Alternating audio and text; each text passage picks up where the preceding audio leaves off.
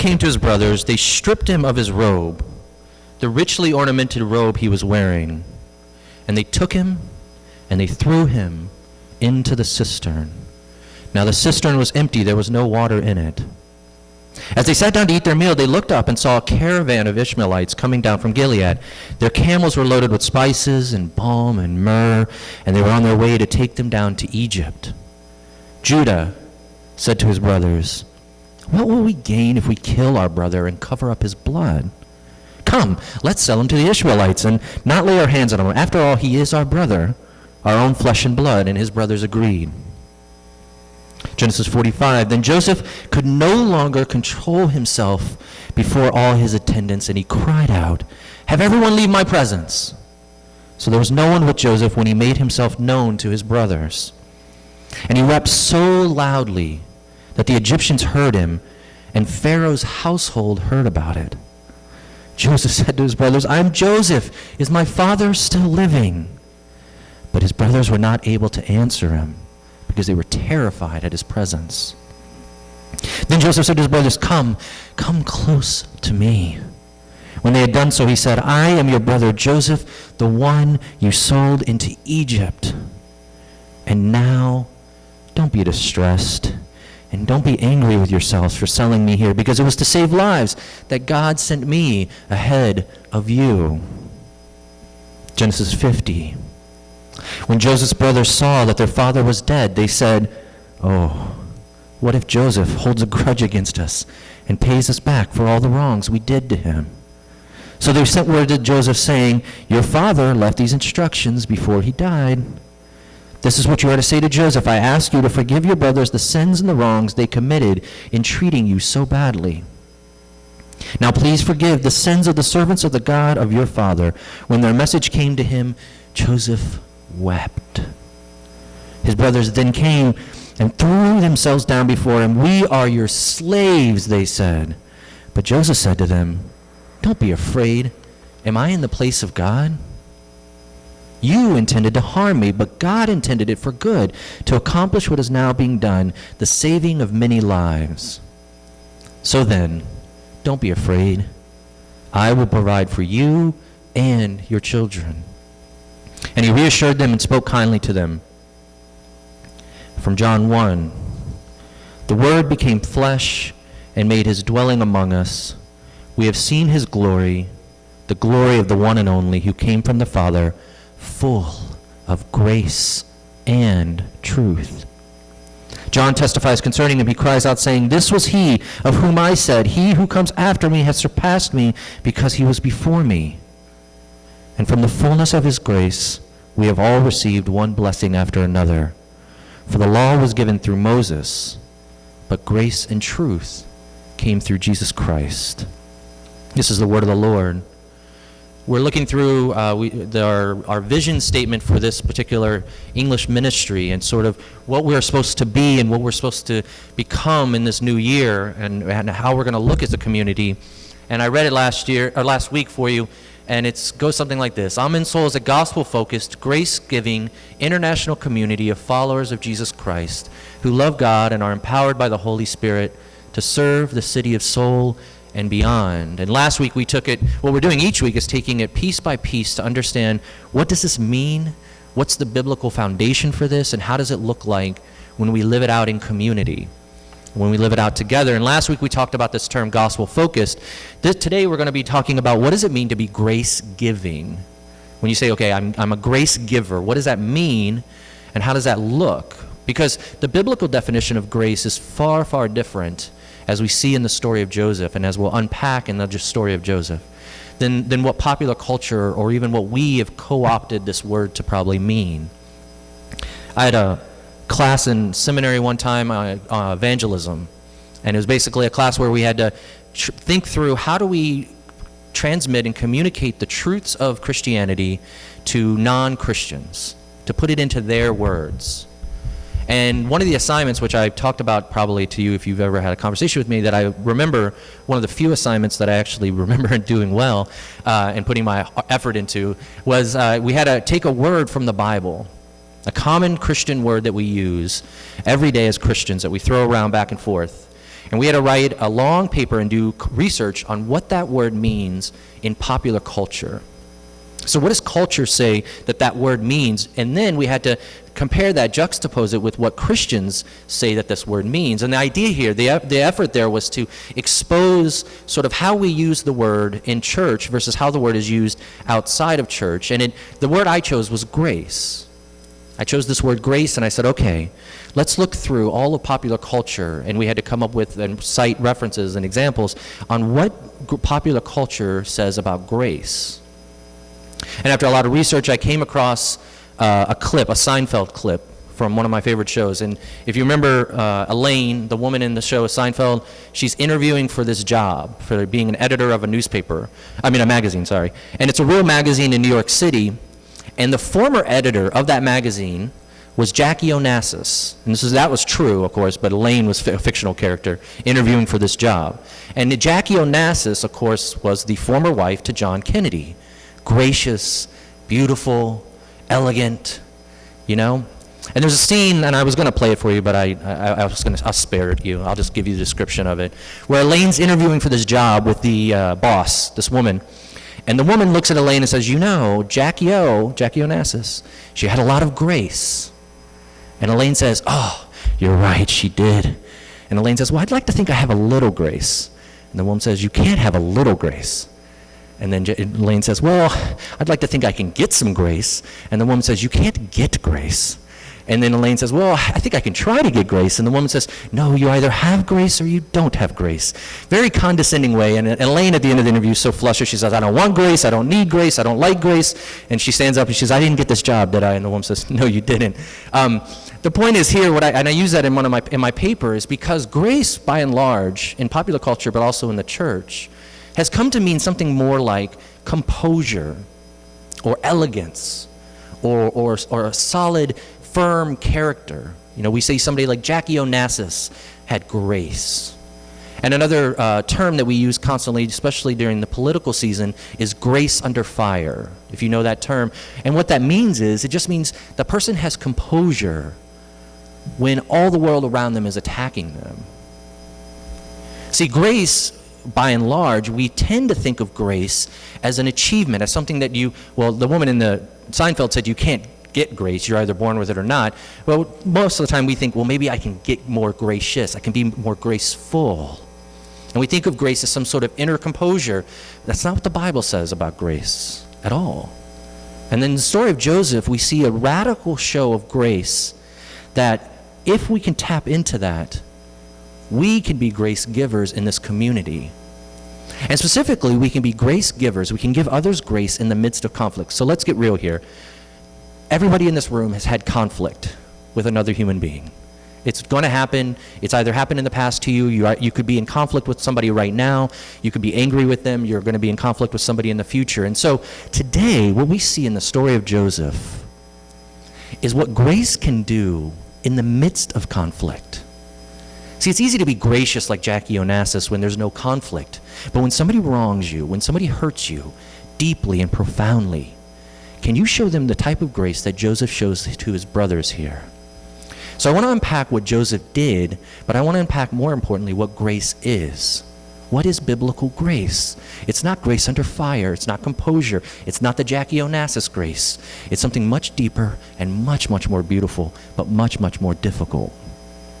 So there's a couple of things for grace that we're going to look at. Two things. One, grace is a gift, not an achievement. And grace is a person, not a principle. It's a gift, not an achievement. And grace is a person, not a principle. So what do I mean by grace is a gift, not an achievement? Well, the very word grace in the Bible, and used in John that I just read, is the word charis. You probably have even met somebody who has that name, charis or grace. And we get our English word charisma from this word charis. And it's when we say somebody has charisma, what are we saying? We're saying they have this gift. There's something about them. There's something that draws people to them. It's a gift.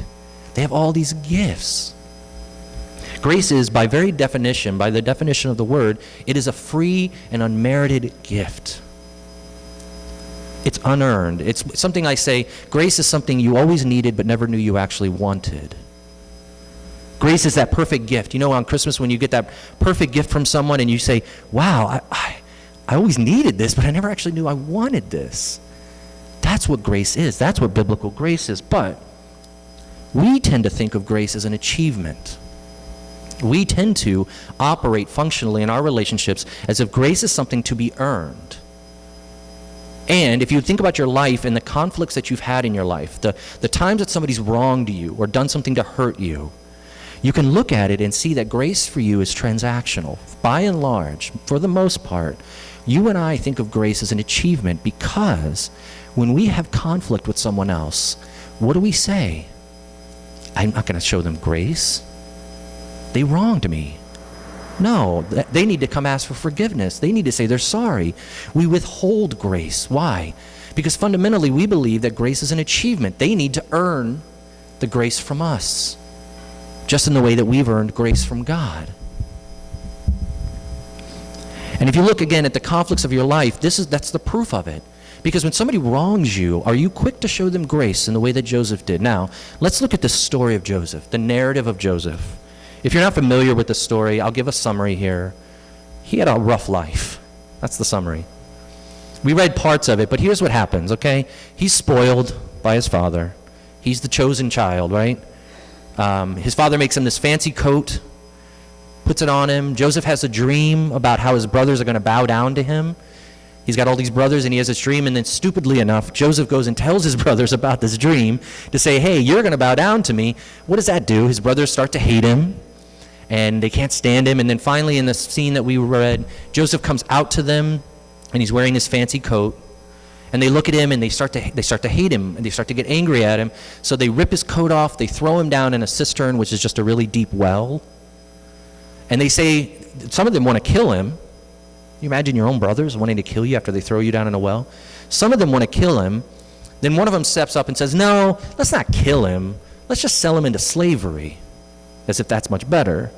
So they sell him into slavery, and he goes into slavery into Egypt. And of course, if you follow his story, obviously slavery in Egypt is a rough life. It's a horrible life. But he slowly climbs up the ranks. And he's working for a man named Potiphar, who's a very important person.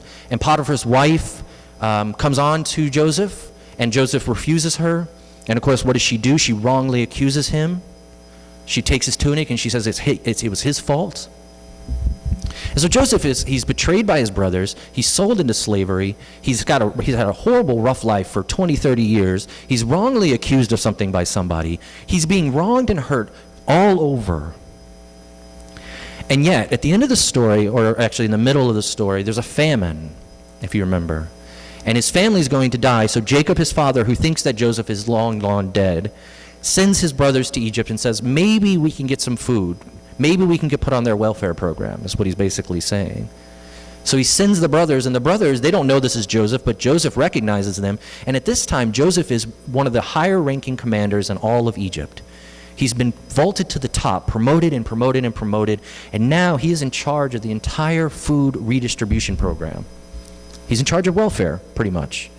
He has all these people coming to him needing food, and they're starving to death. And his brothers come to him, and he recognizes them. They don't recognize him. And in the back of his mind, you know what he's probably thinking? These are the same guys who threw me in the well. These are the same guys. I heard them. They wanted to kill me. These are the same. Because of them, my life sucked. Because of them, my life was horrible. And he says, you know what? I'm going to look at them. And what does he say? He says, don't be distressed. He says, I got you. You need food? I'll take care of you. Now, in the midst of conflict, Joseph had every right, especially because of his position, to punish his brothers. And yet he shows them immense, radical, and life-changing grace. He shows them grace. Why? Because he doesn't just forgive them. He actually goes even further. He doesn't just say, I forgive you. He goes further and he says, I'm going to give food to you. I'm going to feed you and make you survive. I'm going to keep you alive. You wanted me dead, but I will keep you alive. Now this is grace as a gift. But at the end of the story, did you hear what happened? The brothers are more like you and me. They thought grace was an achievement. Because at the end of the story, remember, Joseph's already forgiven them. He's already said, don't worry. I know you did bad things to me. I know you hurt me, but don't worry. I forgive you. I'll take care of you. At the end of the story, Jacob, the father, dies, and the brothers, what? They get worried. They start to panic a little bit.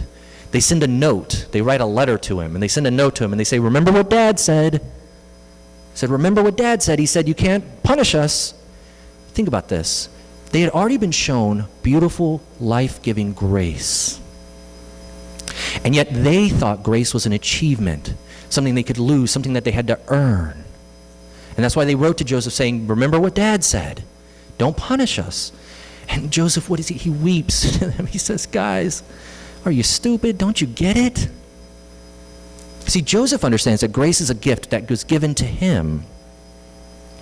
And therefore, he's able to pay it forward and give the grace to others, to his brothers, to the people who did the most wrong to him in his life, to the people who deserve the most punishment, the most scorn, the most ridicule. He looks at them and he gives grace. Why? Because Joseph gets it. Joseph knows that his whole life is a picture of grace as a gift, not an achievement. His brothers, on the other hand, think they have to earn it and think that somehow they're going to lose that grace, like you and I. Now, if grace is a gift, not an achievement, what are the implications of that? See, Joseph, at the end of the story, he knows two things about grace. Grace is one, it's most often revealed in reverse. And two, grace is most often the gift that you need, but you don't know that you want. It's most often revealed in reverse. You know the movie The Sixth Sense? I think hopefully everybody's seen this one. Sort of a horror thriller, M. Night Shyamalan. And if you haven't, too late, I'm going to run the plot for you. Okay, I think everybody's seen this movie anyway. Okay, Bruce Willis is a ghost. Sorry, you don't know that at the beginning of the movie. See, I just gave the plot away. You have a little boy who sees ghosts, and he's haunted by these ghosts, these dead people. And in the movie, and he doesn't know what to do about these dead people. And he meets a child psychologist who's played by Bruce Willis. And at the beginning of the movie, Bruce Willis is shot, but you cut forward, and Bruce Willis is now meeting this boy for the first time. And the whole movie is about how he's helping this boy get through these haunting ghosts. What do the ghosts want? What do they want from him? And of course, you find out at the end of the movie that the ghosts really wanted his help, the boy's help. They needed him to fix some things here on earth so that they could go off to wherever they flutter off to afterwards. They just basically needed help from the boy. But of course, the main plot twist of the whole movie, at the end, you find out that Bruce Willis has been dead the entire time. He himself is a ghost, right? And he's been helping this boy, but the boy's the only one that he can see. Now, the beauty of that movie, if you think it's beautiful, the interesting part about that movie is that you see what happens at the end. They go back through the entire movie, snippets of it, and you start to see places that were awkward or didn't make sense to you, like when Bruce Willis tries to turn a doorknob, but he can't open the door. And then later on when he's talking to his wife and his wife doesn't pay attention to him. And as you go back through the movie, the director shows you clips, and now you say, oh, now I get it. That makes sense. He was a ghost. The whole time he was a ghost. That's why people couldn't see him. That's why he couldn't open the door, all those things. In the same way that the director goes back through there, Joseph does the same thing for his life. He's able to see grace as a gift because he's able to go back through his life and see that at every turn God was working as a gift giver. God was protecting him. God was caring for him. When he was down in the well, when he was in slavery, when he was wrongfully accused, he's able to have the perspective because grace is revealed often in reverse. You and I often don't appreciate grace until we look back on our lives and see all the pockets of grace and where God was moving. Now, of course, I don't think you should go to somebody who's going through conflict and say, wow, God's grace is really working in you right now, isn't it? Don't do that, okay? It's the stupidest advice ever. Don't do that. If somebody's going through conflict or a hard time in their life, let them go through it. Maybe later they'll look back on their life and see all the pockets of grace where God was moving. But here's the important part here. Joseph says this, I am now in a position of influence and power because of God's grace. Joseph says, I'm in the position I'm in to save lives because of God's grace. He looks at his brother and says, you meant this for harm, but God meant it for good. And now I can look back at all that horrible mess that I had to go through, the slavery, the wrongfully accusing, going down in the well. I can look back at it all and say that was God's grace working out. And this is why it's funny when I talk to people and they say they love the God of the New Testament because he's a God of grace, but they hate the God of the Old Testament because he's a God of wrath. No, not really. Look at this. Joseph's a picture of God's grace. All the people at Christmas, I went down the lineage of Jesus.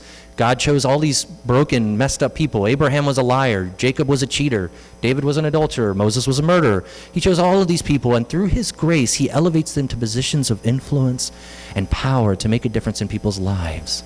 That's a gift. Joseph's able to look at his life and say, I didn't earn any of this. And therefore, I'm able to give that grace forward to my brothers. But also, it's not just something that works itself out in reverse, but grace is often the gift that you most need, but you don't really know that you want to give it. See, grace is really giving a gift to someone who you are in conflict with, even if you do not want to give that gift to them. Do you think Joseph really wanted to give grace to his brothers? Do you think he was itching to say, oh, those guys who threw me in the well, let them come forward, I want to give them grace? No, probably not if he was a human. He doesn't want to give grace to them, but he does. And it's painful for you and I. Let's be real honest. When we're in conflict with one another, we have frustrations with our family, with our spouses, with our friends, whatever it may be, it's at those times that we least want to show grace, but it's at those times that we most have to show grace. To the measure that you know that grace is required in the midst of conflict, you will be able to give grace the way Joseph did. Joseph had the power to imprison his brothers. He had the power to assert over his brothers, and he would have been justified in doing so, but he suffered it. He paid it down for them. He had every right to give punishment, yet he gave grace. His brothers deserved to eat the swill of the prison, and yet they were given the feast of Egypt. They deserve public scorn, and yet he weeps for them in his private chambers. Isn't that beautiful? That in the midst of conflict, looking at these people who meant to kill him, who meant him to do all sorts of wrong, he's able to look at them and say, I give you grace. Now, how do you do that? Sounds good. Hopefully I've sold you that that's a good thing to do, to show grace to people, especially when you're in conflict with them. But how do you do it? Fundamentally, we all have to see that grace is not a principle, but a person. Not a principle, but a person. How do you get this radical grace that Joseph shows towards his brothers? You have to see the person of grace, not the principle. Let me explain what I mean there. Archimedes' principle. Archimedes, very smart guy a long time ago, came up with a principle of buoyancy, saying something to the effect of, and I know I'm going to get this wrong, someday there'll be a scientist or a physicist in my congregation who will yell at me about this. He's basically said that when you have an object and you put it into water, the weight of that object is displaced by the exact same amount of weight of the water around it. Okay, that's a principle. That's helpful for you, right? Especially if you're a scuba diver like I pretend to be. When you're scuba diving, you have to understand this principle because it measures how you go up and down in the water. If you don't understand this principle and if you don't master this principle, you'll go too high in the water and you'll go right back up to the surface. Or if you put too much weight or air into your tank or into your vest and you forget the principle, you'll go start to sink down. So as a scuba diver, this principle is very important. But let me tell you this. One time when I was scuba diving, I had a freak-out session. About 30 feet underwater, 40 feet underwater, when I'm surrounded in an environment I'm not familiar with. I had a freak-out session, and you know why? Because water went into my mask. I couldn't see anything.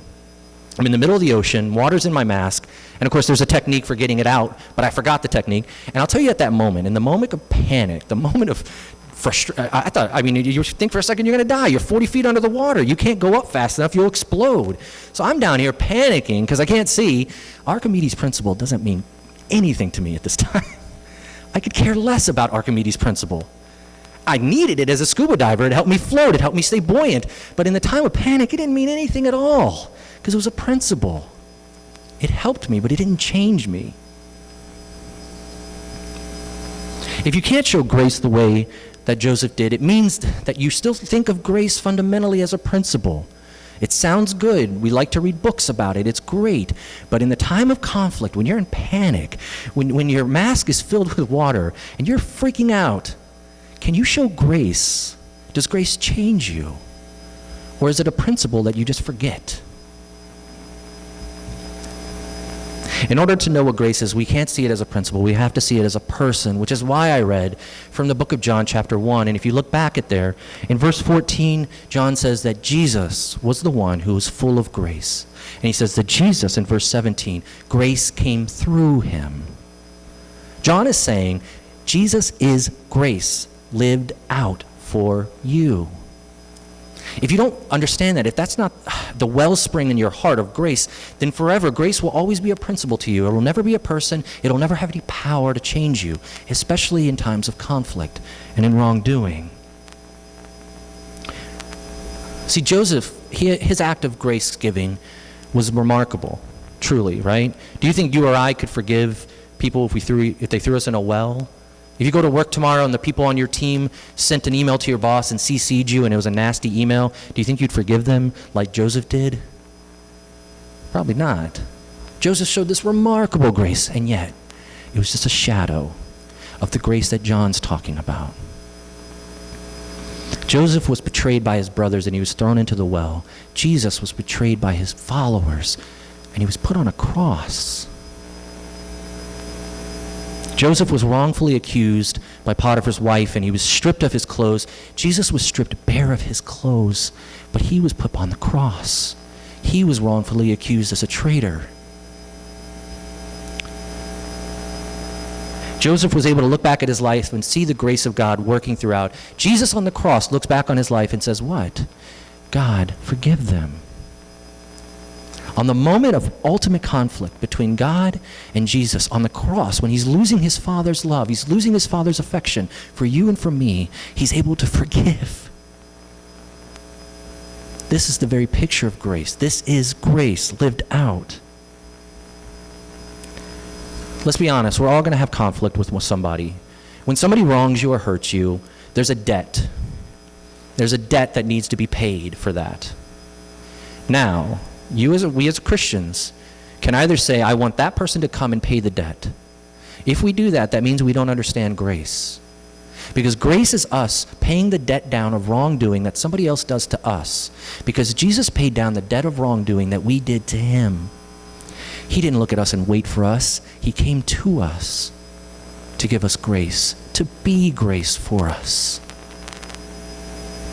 I talk about with my wife this theory I have, that everybody in the world has 2 square feet of real estate around them. And what I mean by that is imagine this, everyone in the world's got a little area around them, 2 square feet. Not too big, not too small. And I have a theory that all of us in life really are fundamentally fighting for our 2 square feet of real estate. And this is why when we get into conflict with somebody, it means that you've probably stepped in on their 2 square feet of real estate, either at work or at school, or most of the time it's at work, when our career or our reputation's on the line. And you wrong somebody and they send a nasty email back to you, I guarantee it's because you've encroached on their 2 square feet of real estate, their little property, their little cutout area of life that they don't want anybody else to come in on. And when we're in conflict, if you and I can't show grace to one another, that means we are still fundamentally fighting for our 2 square feet of real estate. We want the little area around us. This is mine, we say. Don't touch it. And it could be anything. It could be your work, your reputation, your family. You can fill in the blank of yourself, of what your 2 square feet of real estate is. But we all have it. We all fight for it. And in conflict, we look at one another and we say, I can't show you grace because it means I have to give up my real estate. But if you give up your real estate, if you go and pay down the debt of wrongdoing that somebody else has done to you, you will know that grace was the person of Christ on the cross for you. And it was costly grace. One of my theological mentors that I quote a lot, Dietrich Bonhoeffer, I really admire him, and it's not only his life, but his thinking. And I put a quote on your bulletin. And he talks, you can read this one, but he talks about what costly grace is versus cheap grace. And he says cheap grace is forgiveness. Fine. But costly grace is dying to the other person. He says if you have real Christian gospel-centered grace, you will pay down the cost because the cost was paid down for you first. He says costly grace is costly grace simply because of this. It cost someone something, meaning Jesus, it cost him his life. And it's grace, he says, because God looked at us and said, this is how much I love you to do this. Now, How does this change you? You know, a lot, I say, you know, it's great on Sunday. What about Monday? What are you going to do tomorrow with this? Well, there's the practical application in your own life. You can think about conflict that you have with somebody. Has somebody wronged you? Can you pay down that debt? Do you see grace as a person, not a principle? Can you do that? Or are you asking them to pay down the debt for you? There's that application. But here, I want to give a real application for everybody, all of us in this